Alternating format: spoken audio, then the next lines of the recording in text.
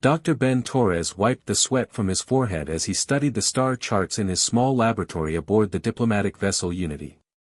The ship moved quietly through space toward the neutral zone where 3 different alien species would meet for the first time in decades.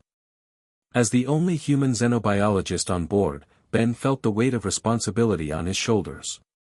His job was simple but important: make sure that any biological differences between species would not cause problems during the peace talks.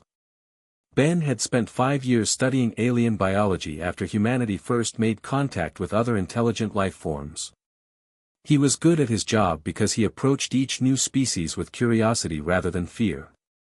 Where others saw strange and frightening creatures, Ben saw fascinating biological puzzles waiting to be solved. His small laboratory was filled with samples, data screens, and medical equipment that could analyze almost any form of life in the galaxy. The Unity was not a military ship. It carried diplomats, scientists, and translators whose job was to build bridges between different worlds. Ben liked this peaceful mission much better than the war stories he heard from other star systems. He believed that understanding between species was possible if people just took time to learn about each other. On this particular morning, Ben was reviewing files about the Zalaran Empire. The Zalarans were tall, elegant beings with blue skin that glowed softly in the dark. Their blood was copper-based instead of iron-based like humans, which gave it a green color. They were also one of the most advanced civilizations in the galaxy, with technology that seemed almost magical to human eyes. Their medical science could heal most wounds in minutes and extend life for hundreds of years. Ben found the Zalarans fascinating because despite their advanced technology, they were very careful about biological threats. Their history files mentioned ancient wars fought with biological weapons that nearly destroyed their entire civilization. This made them extremely cautious about any new forms of life or medicine. Ben understood their caution, but he hoped that human medical knowledge might be useful in building trust between their species. The peaceful morning was suddenly interrupted by an urgent alarm. Red lights flashed throughout the ship as Captain Rodriguez's voice echoed through the communication system. All senior staff report to the bridge immediately. We have received an emergency transmission from the Zalaran Royal Fleet. Ben quickly saved his work and rushed to the bridge. The main viewing screen showed a massive Zalaran ship that looked like a crystal palace floating in space. Its normally bright lights were dim, and smaller ships surrounded it like worried guards. Captain Rodriguez stood in the center of the bridge looking worried. "Dr. Torres, thank goodness you are here," the captain said. "We have just received a priority message from Emperor Voss himself. Princess Kira has been poisoned, and their medical team cannot help her. They are requesting immediate assistance from any human medical personnel." Ben felt his heart race. Princess Kira was the heir to the Zalaran throne and one of the strongest voices for peace in the galaxy. If something happened to her, the peace talks would certainly fail, and there might even be war between different species. "What do we know about the poison?" Ben asked. The captain activated a holographic display showing medical data that the Zalarans had transmitted. According to their doctors, someone used an ancient biological weapon during a dinner with representatives from the Corvan Republic. Princess Kira was the only one affected, which suggests she was the specific target. Ben studied the medical readings with growing concern. The poison was unlike anything he had seen before. It appeared to be attacking the princess's blood at a molecular level, slowly turning it from its normal green color to a dark, crystalline substance. Her vital signs were dropping steadily, and according to the Zalaran timeline, she had perhaps 6 hours before the poison would cause complete organ failure. "Their request is unusual," Captain Rodriguez continued. "Emperor Voss specifically asked for human medical assistance. Normally, the Zalarans consider their medical technology far superior to ours. The fact that they are asking for our help suggests they are truly desperate." Ben nodded grimly. The Zalarans were proud people who rarely admitted that other species might have knowledge they lacked. For Emperor Voss to request human help meant that his daughter was dying and his own doctors had given up hope. "I need to get over there immediately," Ben said. "Prepare a medical transport with all our biological analysis equipment." And Captain, please send a message to the Zalaran flagship that I am coming and will need full access to their medical facilities. 30 minutes later, Ben was aboard a small transport ship heading toward the Zalaran royal vessel. He brought with him every piece of medical equipment that might be useful, including several experimental devices that could analyze alien biology in real time. His assistant, Dr. Lisa Chen, came with him to help with the technical aspects of the equipment. As their transport approached the Zalaran ship, Ben was amazed by its size and beauty. The vessel was over 2 miles long and shaped like an enormous crystal. Its surface seemed to be made of a material that captured and reflected starlight, creating patterns of color that moved across its hull. Even in the current emergency, Ben could not help but admire the artistry of Zalaran technology. The transport was guided into a docking bay that was larger than most Earth buildings. Tall Zalaran guards in ceremonial armor met them as they disembarked. The guards' skin glowed with a soft blue light, and their large eyes showed both hope and worry. One of them, wearing more elaborate armor, stepped forward. "Dr. Torres, I am Commander Vale of the Royal Guard. Emperor Voss is waiting for you in the medical bay. Please follow me, and bring all your equipment." As they walked through the corridors of the Zalaran ship, Ben was struck by how different their architecture was from human designs. Everything seemed to be made of the same crystal material as the ship's exterior, and soft lights moved through the walls like living things. The air had a sweet smell, like flowers after rain, and the gravity was slightly lighter than Earth normal. "Commander Vale," Ben said as they walked, "can you tell me more about what happened to the princess?" The commander's expression darkened. Princess Kira was attending a diplomatic dinner with representatives from several worlds, including the Corvan Republic. The Corvans have been opposed to the peace talks from the beginning. During the meal, the princess suddenly collapsed. Our medical team detected traces of an ancient poison called Void Death in her system. Ben had never heard of Void Death, but the name alone was frightening. "What makes this poison so dangerous?" "It was created by our ancestors during the bio-wars over 1,000 years ago," Commander Vale explained. "It was designed to be the perfect weapon against our people. It targets the copper compounds in our blood and slowly transforms them into a crystalline structure that cannot carry oxygen or nutrients.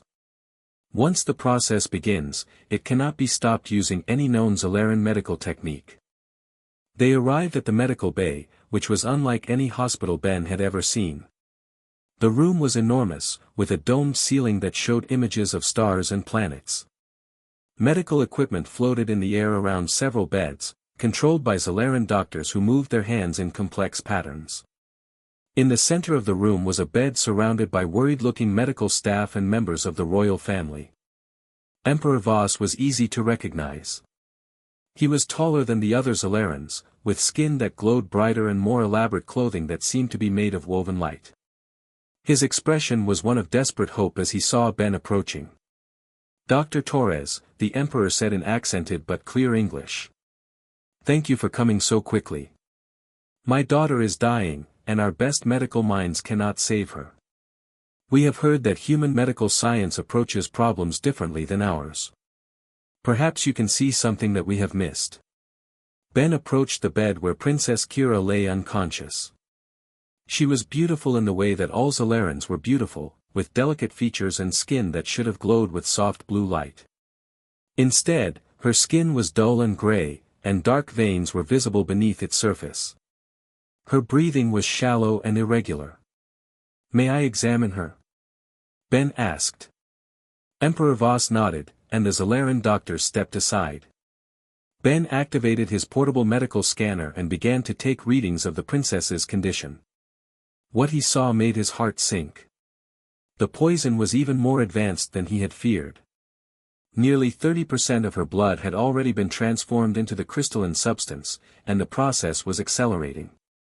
"Your Majesty," Ben said carefully, "I need to understand exactly how this poison works. May I speak with your chief medical officer?" A tall Zalaran female stepped forward. Her skin had a greenish tint that Ben recognized as a sign of advanced age and wisdom among her people. "I am Dr. Saren, chief physician to the royal family," she said. I have been studying Void Death for the past 4 hours, but I must admit that our knowledge of this ancient weapon is limited. It was banned and all research destroyed after the bio-wars ended. Ben connected his equipment to the Zalaran medical systems, allowing him to see much more detailed information about the princess's condition. Dr. Saren, can you explain the exact mechanism of how the poison transforms the blood? Dr. Saren activated a holographic display that showed the molecular structure of Zalaran blood. Normal Zalaran blood contains copper-based proteins that carry oxygen and nutrients throughout the body. Void Death introduces artificial enzymes that bond with these proteins and slowly convert them into an inert crystalline structure. Once enough blood is transformed, the organs begin to fail from lack of oxygen. Ben studied the molecular display with intense concentration. The poison was incredibly sophisticated, designed specifically to target the unique aspects of Zalaran biology. However, as he looked at the data, an idea began to form in his mind. Dr. Saren, what would happen if iron-based proteins were introduced into the princess's system? Ben asked. The Zalaran doctor looked confused. Iron-based proteins? No Zalaran has ever had iron-based proteins.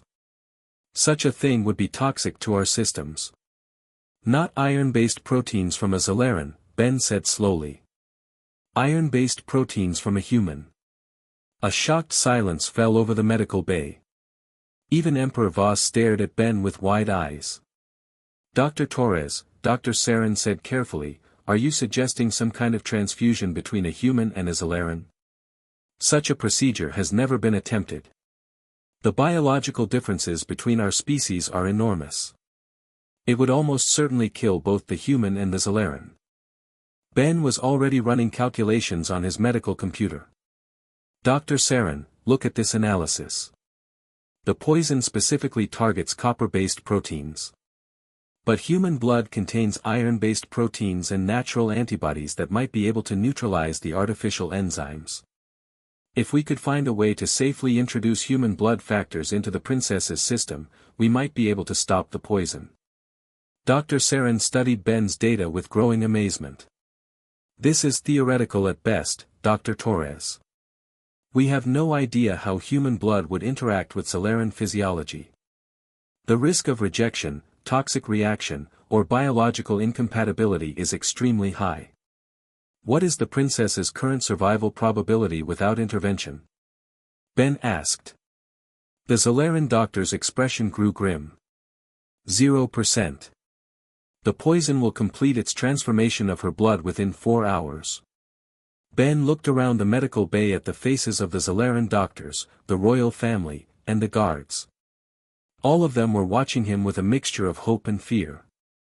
Princess Kira was not just the heir to the throne, she was also one of the galaxy's strongest advocates for peace between different species. Her death would likely mean the end of the peace talks and possibly the beginning of a new war. Your Majesty, Ben said, turning to Emperor Voss, I believe that a modified transfusion procedure might save your daughter's life. However, I must be completely honest with you about the risks. The procedure would require a human donor, and there is a significant chance that both the donor and the princess could die in the attempt. Emperor Voss was quiet for a long moment, looking down at his dying daughter. When he spoke, his voice was filled with pain. Dr. Torres, if there is any chance at all to save Kira's life, we must try. She is not only my daughter but also the future of my people. Without her, the peace talks will fail, and many more will die in the wars that follow. Ben nodded solemnly.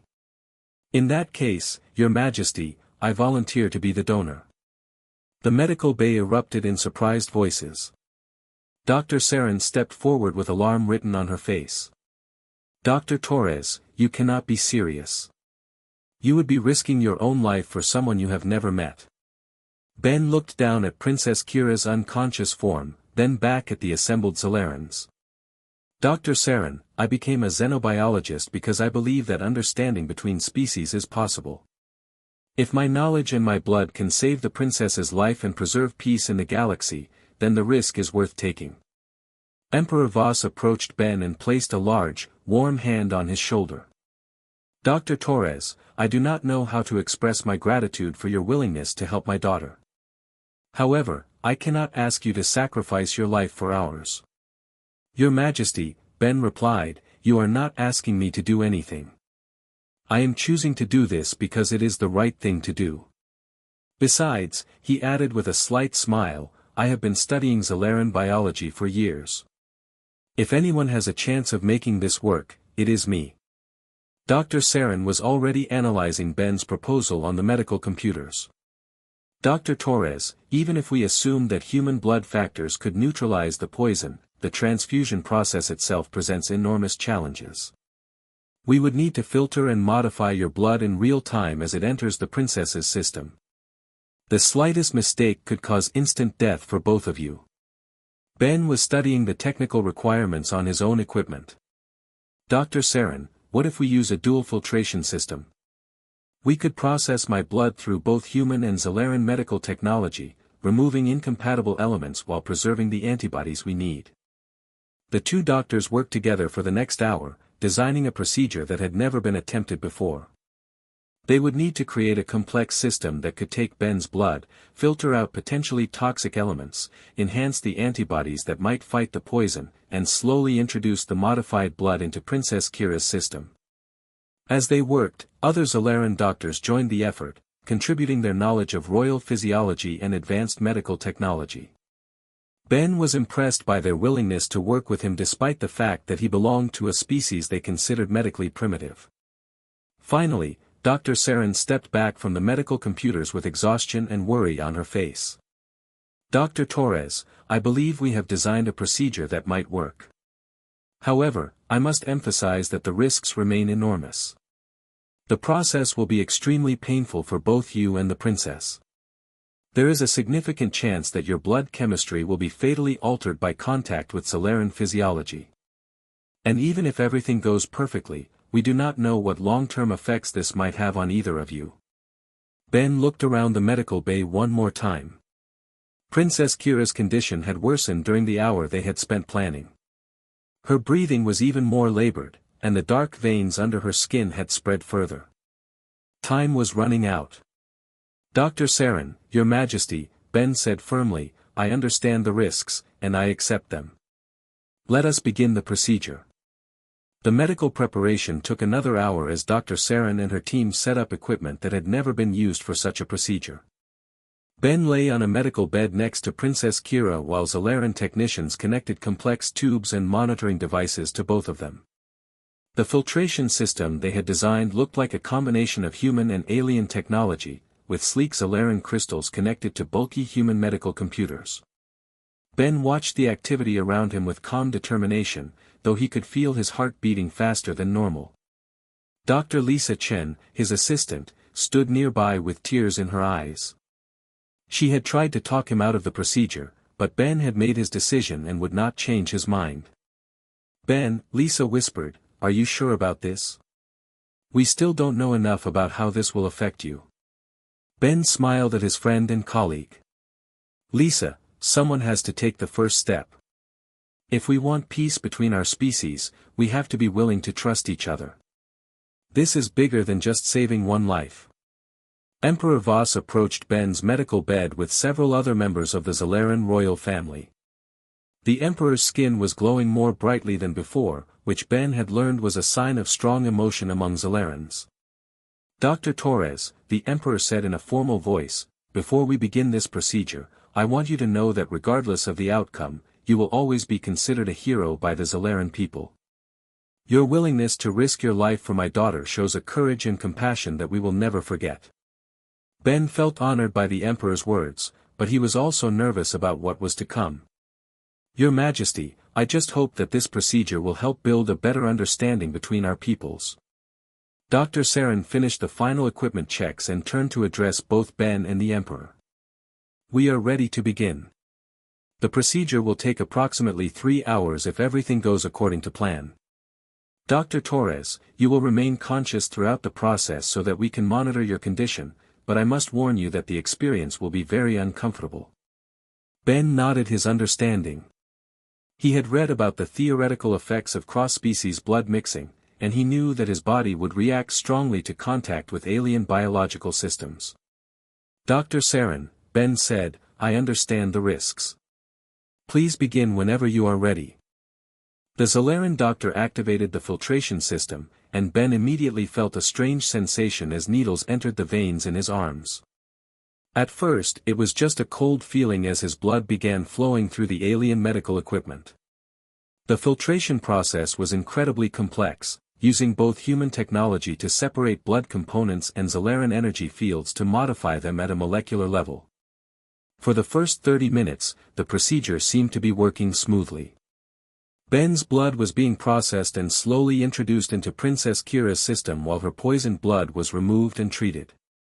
The monitors showed that Ben's iron-based antibodies were beginning to neutralize the artificial enzymes in the princess's blood. Then the complications began. Ben suddenly felt a burning sensation throughout his body as his blood chemistry began to react with the Zalaran medical systems. His vision became blurry, and he could feel his heart racing irregularly. The human medical monitors attached to him began showing dangerous readings. "Dr. Saren." Lisa called out in alarm. "Ben's blood pressure is dropping rapidly, and his cellular oxygen levels are unstable." The Zalaran doctor quickly adjusted the filtration settings while other medical staff worked to stabilize Ben's condition.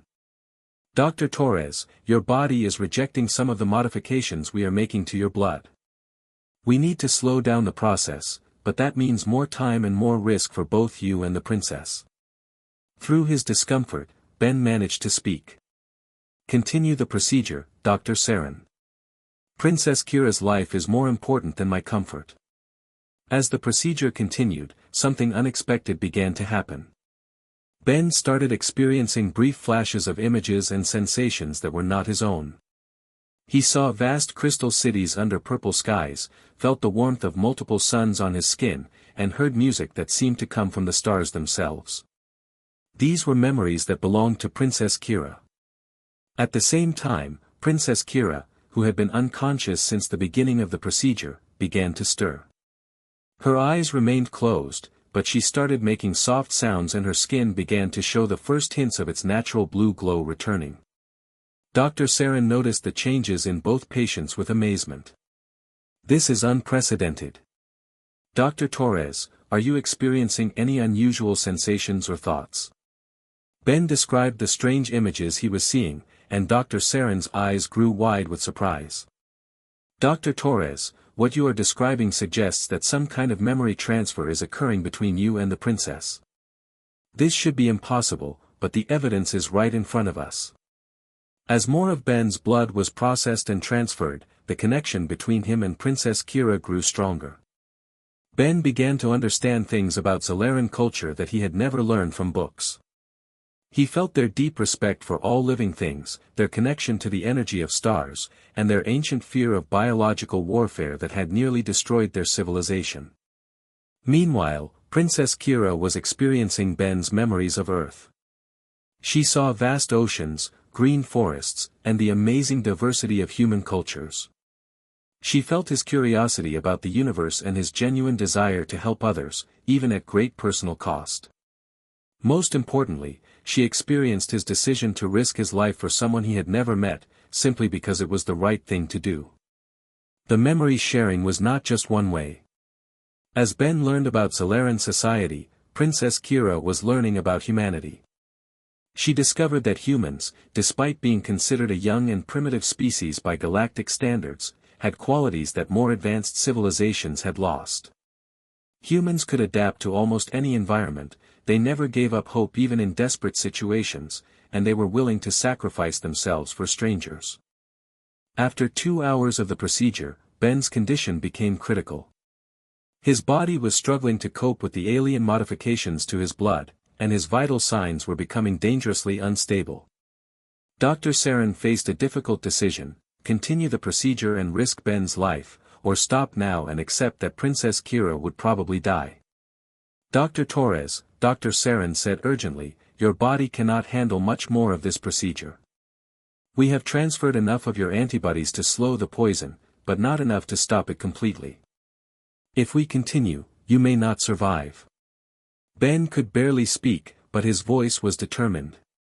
How much longer do we need? At least another hour to ensure complete neutralization of the poison. Ben closed his eyes and made his decision. Through their shared connection, he could feel Princess Kira's life force growing stronger. Her memories showed him that she was not just a royal heir but also a scientist and peace advocate who had spent her life trying to prevent the kind of wars that had devastated both their species in the past. Continue the procedure, Ben whispered. She is going to do great things for the galaxy. Her life is worth the risk. Dr. Saren looked at Emperor Voss, who nodded solemnly. The procedure continued, and Ben's condition continued to deteriorate. However, something remarkable happened in the final hour. As more of his blood was shared with Princess Kira, the connection between them stabilized both their conditions. It was as if their two different biologies were learning to work together. Princess Kira's eyes suddenly opened, glowing with their natural blue light. She looked around the medical bay with confusion until her gaze fell on Ben. Through their blood connection, she immediately understood everything that had happened. You saved my life, she said softly in accented English. But why would you risk so much for someone you do not know? Ben managed a weak smile. Because your life means peace for the galaxy. That is worth any risk. Princess Kira struggled to sit up, though Dr. Saren tried to keep her lying down. Father, she said to Emperor Voss, this human has shown us something we had forgotten. True courage is not about having superior weapons or technology. It is about caring for others more than yourself. The final stage of the procedure was completed successfully. The poison in Princess Kira's blood had been completely neutralized, and her vital signs were returning to normal. Ben's condition also began to stabilize as the alien modifications to his blood were reversed. However, both of them were permanently changed by the experience. Ben discovered that his blood now contained trace amounts of Zalaran biological markers that enhanced his immune system and would extend his lifespan significantly. More importantly, he retained some of the memory connections with Princess Kira, giving him an intuitive understanding of Zalaran culture and language. Princess Kira found that her blood now contained human antibodies that made her immune to most biological weapons. She also retained memories of human experiences that gave her deep insights into human nature and their potential as a species. As both patients recovered over the following days, the implications of what had happened became clear. Word of the successful procedure spread throughout the galactic community. The fact that a human had risked his life to save a Zalaran princess captured the imagination of many species who had been skeptical about humanity's place in the galaxy. Emperor Voss called Ben to a private meeting 3 days after the procedure. The Emperor's private chambers were even more beautiful than the medical bay, with walls that seemed to be made of flowing water and furniture that floated in the air. Dr. Torres, the Emperor began, I have been thinking about what you did for my daughter, and I believe that your actions represent something important about humanity that we have not fully appreciated. Ben, who was feeling much better but still weak, listened carefully to the Emperor's words. Most species in the galaxy make decisions based on logic, tradition, or self-interest, Emperor Voss continued. But humans seem to have something else, the ability to act based purely on compassion, even when logic suggests that such actions are foolish. This is not a weakness, as we once believed. It is perhaps the greatest strength any species can possess. The Emperor activated a holographic communication system that connected him to the leaders of dozens of other worlds. Ben realized that he was witnessing a historic moment.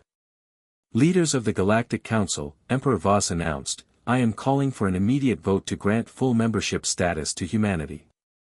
Dr. Ben Torres has demonstrated that humans possess qualities that our alliance needs: courage, compassion, and the willingness to sacrifice for the greater good. The response was overwhelmingly positive. Species that had been neutral or even opposed to human membership now spoke in favor of the proposal. The story of the human doctor who saved the Zalaran princess had touched something deep in the collective consciousness of the galaxy. Princess Kira, who was now fully recovered and more beautiful than ever with her restored blue glow, also spoke to the council.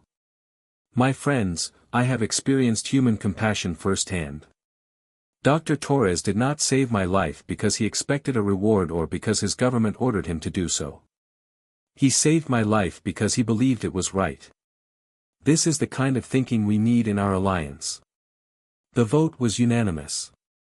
Humanity was granted full membership in the Galactic Council, with all the rights and responsibilities that came with it.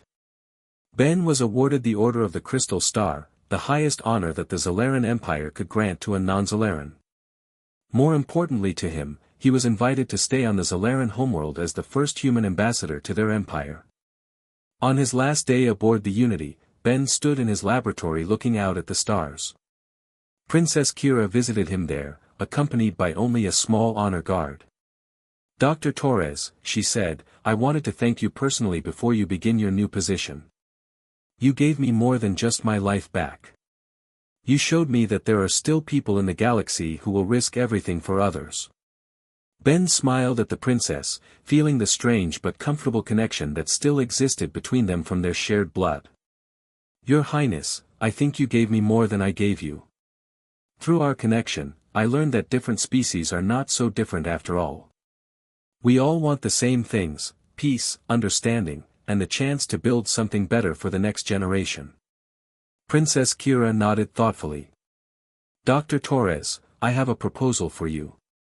I have been appointed as the new Director of Interspecies Relations for the Zalaran Empire. I would like you to be my chief advisor. Together, we can work to build the kind of understanding between species that made our survival possible." Ben accepted the position immediately. As he prepared to transfer to the Zalaran flagship that would take him to their homeworld, he reflected on how much his life had changed in just a few days. He had started as a simple ship's doctor, and now he was going to help shape the future of galactic civilization. The peace talks that had nearly failed due to Princess Kira's poisoning became the most successful diplomatic gathering in galactic history. The assassination attempt had been carried out by extremists from the Corvan Republic who wanted to prevent peace, but their actions had the opposite effect. The story of the human who saved the Zalaran princess became a powerful symbol of what could be achieved when different species work together. 6 months later, Ben stood in the Crystal Palace on the Zalaran homeworld, looking out at a city that sparkled with the light of 3 suns. Princess Kira approached him with news that would have seemed impossible just a year ago. "Ben," she said, using the informal name that their friendship allowed, "I have just received confirmation that the Corvan Republic has agreed to join the Peace Alliance. The extremists who tried to kill me have been removed from power, and the new government wants to be part of the galactic community." Ben smiled as he thought about how far they had all come. "Your Highness, do you think our blood connection helped make this possible?" Princess Kira laughed, a sound like crystal bells ringing in the wind. "Ben, I think what made this possible was something much simpler than our blood connection. It was the fact that you were willing to trust me, and I was willing to trust you. Everything else followed from that." As Ben looked out at the alien city that had become his new home, he knew that Princess Kira was right. Trust was the foundation of everything they had built. And somewhere in the vast galaxy, other species were learning that humanity had something valuable to offer: the courage to trust strangers and the compassion to help them, even at great personal cost. The Human-Zalaran Alliance became the cornerstone of a new age of galactic peace. And it all started with one human doctor who was willing to give his blood to save an alien princess he had never met.